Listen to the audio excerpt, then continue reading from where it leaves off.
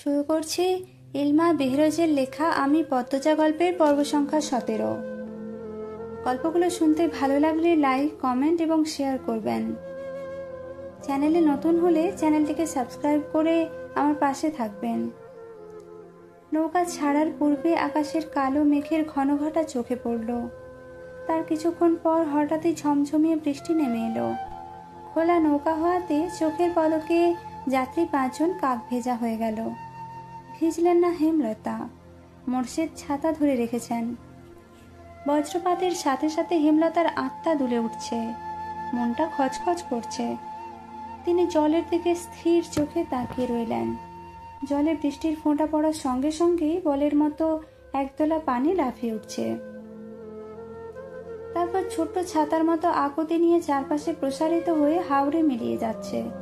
দেখতে সুন্দর, কিন্তু সেই সৌন্দর্য এখন মনে ধরছে না। অজানা আশঙ্কায় তিক্ত অনুভূতি হচ্ছে। মোর্শেদ গলা খাঁকারি দিয়ে হেমলতার দৃষ্টি আকর্ষণ করার চেষ্টা করেন। এরপর বলেন, কিছু খাইবা? হেমলতা নিরুত্তর। মোর্শেদ শুষ্ক হাসি হেসে বলল, আর কিছুক্ষণ, আইয়াই করছি। হেমলতা কিচ্ছুটি বললেন না, নিরুত্তরেই বসে রইলেন। বৃষ্টির স্পর্শ নিয়ে আসা হাওরের হিমেল বাতাসের ছোঁয়া লাগছে চোখে মুখে। হাওরের ঘোর লাগা বৃষ্টি দেখতে দেখতে তন্দ্রা এসে ভর করে। হেমলতা নিকাব খুলে চোখে মুখে পানি দিয়ে তন্দ্রা কাটান।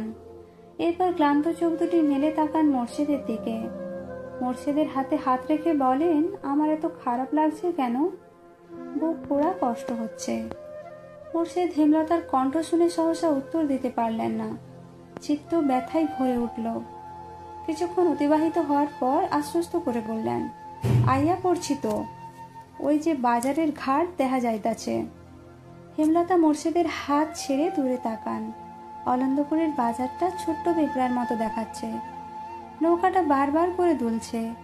চারিদিকে ঝড় বইছে, মনেও তো বইছে। তিনি নিজেকে শান্ত করতে চোখ বুজে বার কয়েক প্রাণ ভরে নিঃশ্বাস নেন। ব্যথাতুর মন আর্তনাদ করে শুধু জানতে চাইল, আমার মেয়েগুলো কেমন আছে? রিনা চুল এত শক্ত করে ধরেছে যে পদ্মজার সারা শরীর ব্যথায় বিষিয়ে উঠছে। পদ্মজা আকুতি করেও ছাড়া পাচ্ছে না। পূর্ণা প্রেমা খামচে ধরে রেখেছে পদ্মজাকে। কিছুতেই তারা বোনকে ছাড়বে না। আমির ক্রোধে উন্মত্ত প্রায় হয়ে চিৎকার করে উঠল, কামরুল চাচা, এটা কিন্তু ঠিক হচ্ছে না। মেয়েগুলোর অভিশাপে পুড়ে যাবেন। আমিরের উৎকট উত্তেজনায় ক্ষণকালের জন্য কামরুল হতবুদ্ধি হয়ে গেল। রমি জালি কামরুলের নরম নিঃশব্দ ভয়ার্ত মুখের দিকে চেয়ে ভেতরে ভেতরে উদ্বিগ্ন হয়ে তাচ্ছিলের ভঙ্গিতে বলল, পেশাদের সাপে কেউ পুড়ে না। জলিল প্রেমাকে সরিয়ে নিয়েছে। প্রেমার কান্না শোনা যাচ্ছে। বড় আপা করে গলা ফাটিয়ে কাঁদছে। শহীদ অনেক টেনেও পূর্ণাকে সরাতে পারল না। তাই অন্ধকারের সুযোগ নিয়ে পূর্ণার বুকে নোংরা হাতের দাগ বসিয়ে দিল। পূর্ণা এমন ঘটনার জন্য মোটেও প্রস্তুত ছিল না। কোনো মেয়েই এমন নিচু ঘটনার সাক্ষী হতে চায় না। অকস্মাৎ এই ঘটনা কাটিয়ে ওঠার পূর্বেই একটা শক্ত হাত পায়জামার ফিতে টেনে ধরল। পূর্ণার পায়ের তলার মাটি সরে গেল। ভয়ে গলা ফাটিয়ে চিৎকার করে উঠল, আপা, আপা। পূর্ণার আর্তনাদ পদ্মজার মস্তিষ্ক প্রখর করে তুলল। পদ্মজা মুখ তুলে পূর্ণার দিকে তাকালো। তার চেয়ে কয়েক ইঞ্চি দূরে পূর্ণা পদ্মজার এক হাতে শক্ত করে ধরে রেখেছে। সে কাছে আসতে পারছে না শহীদের জন্য। পূর্ণার কান্না দেখে পদ্মজা আতঙ্কে নীল হয়ে গেল। চারিদিকে কোলাহল। গালি দিচ্ছে বাপমা তুলে। কেউ বলছে না মেয়েটা ভালো, এরকম করতেই পারে না। পূর্ণা চেঁচিয়ে যাচ্ছে, কেঁদে মাকে ডাকছে। পদ্মজা এক দৃষ্টি মানুষগুলোর দিকে তাকিয়ে রইল। মানুষ এরকম কেন হয়? পূর্ণার হাত শহীদ আলগা করতেই সে ছুটে এসে জড়িয়ে ধরল পদ্মজাকে। তার পুরো শরীর কাঁপছে। হৃৎপিণ্ড এত জোরে জোরে চলছে যে অনুভব করা যাচ্ছে। পূর্ণা কাঁদতে কাঁদতে বলল, আপা, আপা, কেন মেয়ে হলাম আপা? খুব কষ্ট হচ্ছে আপা। পদ্মজার দু চোখ বেয়ে টুপ করে চোখের জল পড়ে পড়ে। এক হাতে শক্ত করে পূর্ণাকে বুকের সাথে চেপে ধরল। রমিজের উস্কানিতে কামরুল গলা উঁচিয়ে বলল, নটিরে বান শহীদ। পূর্ণার কানে কথাটা আসতেই সে আরো জোরে পদ্মজাকে জড়িয়ে ধরল। পদ্মজা ঠান্ডা স্বরে বলল, পূর্ণা, ছেড়ে দে আমায়। রিনা পদ্মজাকে চুল ধরে টেনে নিয়ে যেতে চাইলেও পদ্মজা জায়গা থেকে এক চুলও নড়ল না, ঠাঁই দাঁড়িয়ে রইল।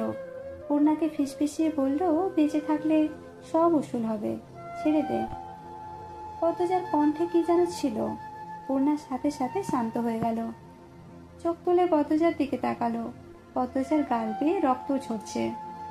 শহীদ পূর্ণাকে নিতে আসলে পদ্মজা একটি দুঃসাহসিক কাজ করে বসল। শহীদের অন্ডকোষ বরাবর লাথি বসিয়ে দিল। শহীদ মাগো বলে ফুঁকিয়ে ওঠে। জলিল সহ উপস্থিত ৩-৪ জন তেড়ে আসলো পদ্মজার দিকে। পূর্ণাকে ধাক্কা দিয়ে ছুঁড়ে ফেললো দূরে। অশ্রাব্য গালি দিতে দিতে কেউ পদ্মজাকে থাপ্পড় দিল, কেউ বা দিল লাথি। ২-৩ জন গ্রামবাসীর মনে মায়া উদয় হলো। ছুটে আসলো পদ্মজাকে বাঁচাতে। প্রান্ত ভয়ে চুপসে গিয়েছিল। পদ্মজাকে কাদায় ফেলে মারতে দেখে দৌড়ে আসে। জলিলের হাতে শরীরের সব শক্তি দিয়ে কামড় দিল। জলিল প্রান্তের কান বরাবর থাপ্পড় বসাতেই প্রান্তের মাথা ভনভন করে উঠল। পরিস্থিতি বিগড়ে যেতে দেখে কামরুল হতবুদ্ধি হয়ে পড়েন। মনে মনে বেশ ভয় পান। গলা কেশে পরিষ্কার করে 2 হাত তুলে চেঁচিয়ে বললেন, তোমরা থামো, এটা কি করতেছ? থামো কইতাছি, সবাই সইরা আসো। সবকিছু থেমে গেল। পদ্মজা কাঁচুমাচু হয়ে পড়ে রইল কাদায়। নিঃশ্বাস নিতেও কষ্ট হচ্ছে। নাভির নিচে একটা লাথি পড়েছে বেশ জোরে। চোখ বুঝে রেখেছে সে, 2 হাত বুকের ওপর। লম্বা চুল কাদায় মেখে ছড়িয়ে আছে আশপাশে। যন্ত্রণায় যেন পাঁজরগুলো মরমর করে ভেঙে যাচ্ছে। পূর্ণা জোরের তোপে জ্ঞান হারিয়েছে। হেমলতার মা মঞ্জুরা বাড়িতে ঢুকে পদ্মজাকে এভাবে পড়ে থাকতে দেখে আঁতকে উঠলেন। দৌড়ে এসে পদ্মজাকে তুলতে চাইলে কামরুল হুঙ্কার ছাড়েন, এই ছেড়িরে এখন ধরন যাইব না, যান এখান থাইকা। মঞ্জুরা পদ্মজার কামিজ ঠিক করে দিলেন। এরপর 2 জন লোককে নিয়ে পূর্ণাকে ঘরে তুলে নিয়ে গেলেন। মঞ্জুরার বুক কাঁপছে হেমলতার ভয়ে।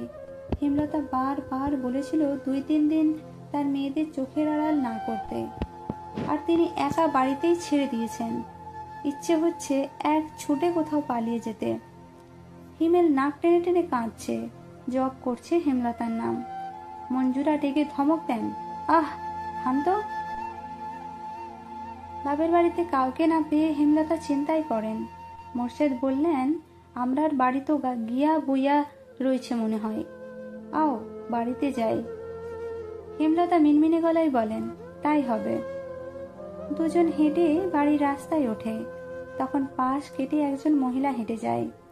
কিছুটা হাঁটার পর মোর্শেদের খটকা লাগলো। তিনি ঘাড় ঘুরিয়ে তাকান। মহিলাটি অনেক দূর অব্দি চলে গিয়েছে। মহিলার অবয়ব দেখে মোর্শেদের বাসন্তীর কথা মনে হলো।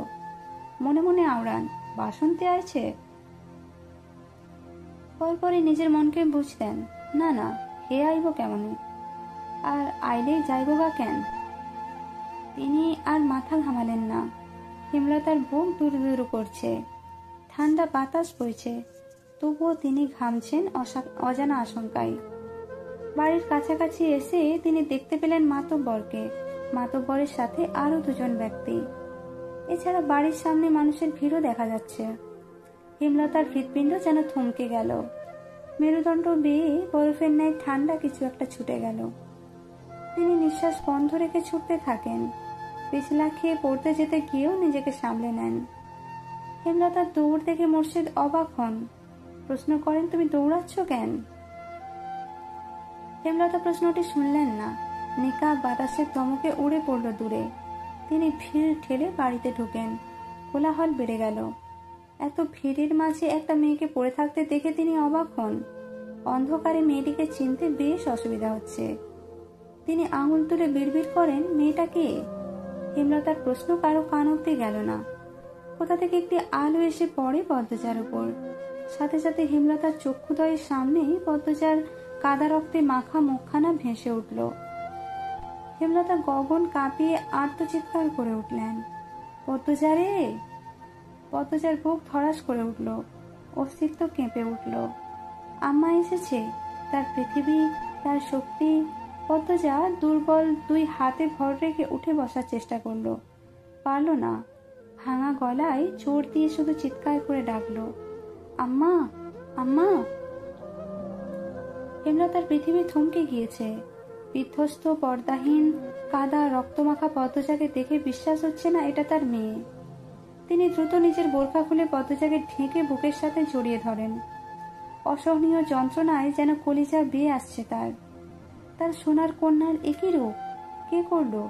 কাঁপা কণ্ঠে বললেন, পদ্ম, আমার পদ্ম। হেমলতার বুকে মাথা রেখে পদ্মজা হাউমাউ করে কেঁদে উঠল, বলল, আম্মা, আম্মা।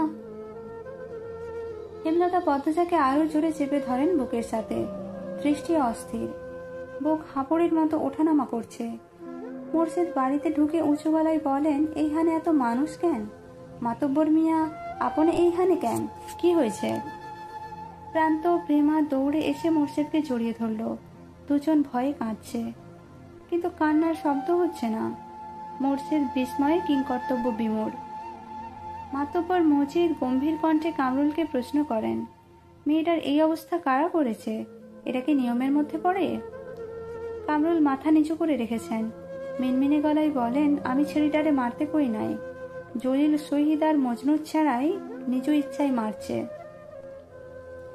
আপনি আটকালেন না? আটকাইছি বইলাই মাইয়াটা বাইচা আছে, আর এমন নটিদের বাঁচার অধিকার নাই। থামেন মিয়া, কার কি শাস্তি হবে সেটা আমার দায়িত্ব, আপনার না। শহীদ, জলিল আর মজনুর ছেলেকে তো দেখা যাচ্ছে না। আগামীকাল তাদের আমি মাঠে দেখতে চাই। কামরুল মাথা নিচু করে রাখলেন। মজিদ হাওলাদার ভারী সৎ এবং নিষ্ঠাবান মানুষ। গ্রামের মানুষদের দুই হাতে আগলে রেখেছেন। পুরো অলন্দপুরের মানুষ মজিদকে ফেরেশতা সমতুল্য ভাবে। 25 বছর ধরে অলন্দপুর সামলাচ্ছেন তিনি। গুঁড়ি গুঁড়ি বৃষ্টি পড়ছে, অন্ধকার গাঢ় থেকে গাঢ়তর হচ্ছে। হেমলতা কিছুতেই হিসাব মেলাতে পারছেন না অনেক বছর আগের ঘটনা আর এই ঘটনা হুবহু একরকম হলো কিভাবে। তিনি নিজের ভেতর একটা হিংস্র পশুর উপস্থিতি অনুভব করছেন। কামরুলের মুখ থেকে শোনা তিনটা নাম মস্তিষ্কে নাড়া দিচ্ছে প্রচন্ডভাবে, জলিল, শহীদ আর মজনুর ছেলে।